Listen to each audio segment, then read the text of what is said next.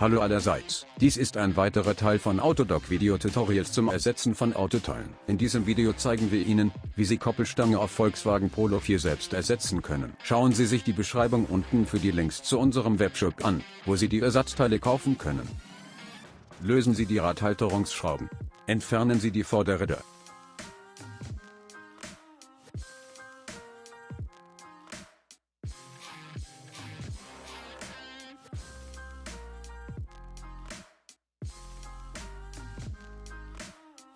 Verwenden Sie eine Nuss Nummer 17 und einen Maulschlüssel Nummer 16. Entfernen Sie die Muttern, die die Stabilisatorstange an der Stabilisatorenverbindung und dem Federbein befestigt.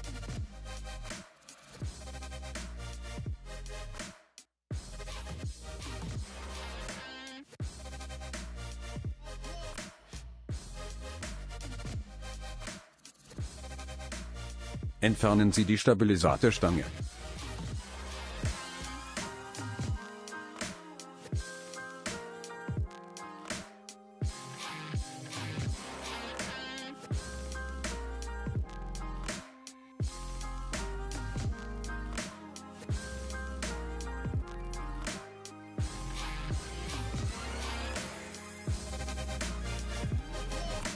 Installieren Sie eine neue Stange, ziehen Sie die Befestigungsmutter an der Stabilisatorstange und am Federbein an.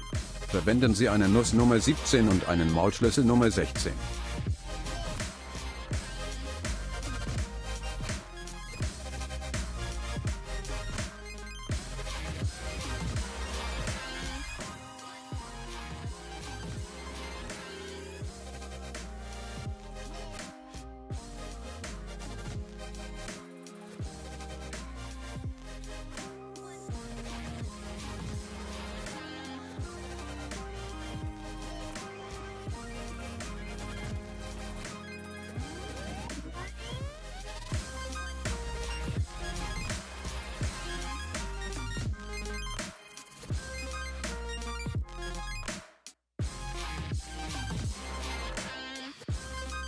Danke, dass Sie unser Tutorial angesehen haben.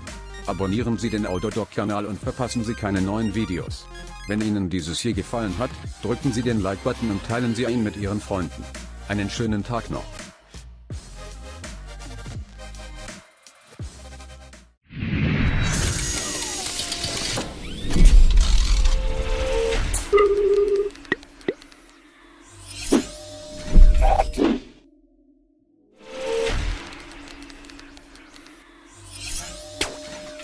Mm-hmm.